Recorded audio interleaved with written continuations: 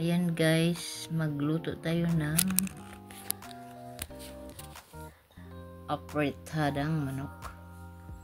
So ayan guys, naglalagay na tayo ng sibuyas at bawang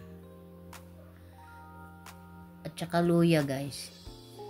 Ayan, haluin muna natin habang magbo-brown siya guys, para lumabas yung mabango.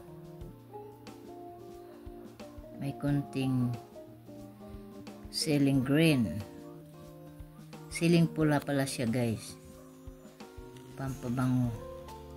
Konting-konti lang.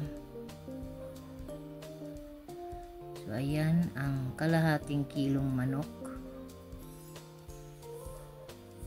Halu-haluin lang natin. Halo ng halo. Lagyan muna natin ng konting asin para lumasa sa loob ng manok. So ayan, pamintang powder. So ayan guys, may kanya-kanya tayong paraan kung paano magluto tayo ng apritada. Ito ay hindi kumpleto ng ricado pero masarap. May konting carrots. Konti lang ang carrots na nilagay ko kasi napakamahal ang carrots ngayon guys. Ayan, takpan muna natin. So ayan na guys, malapit nang maluto.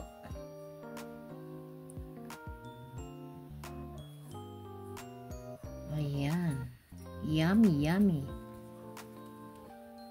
ang ulam na simple. Ayan, thank you for watching. Please share, like,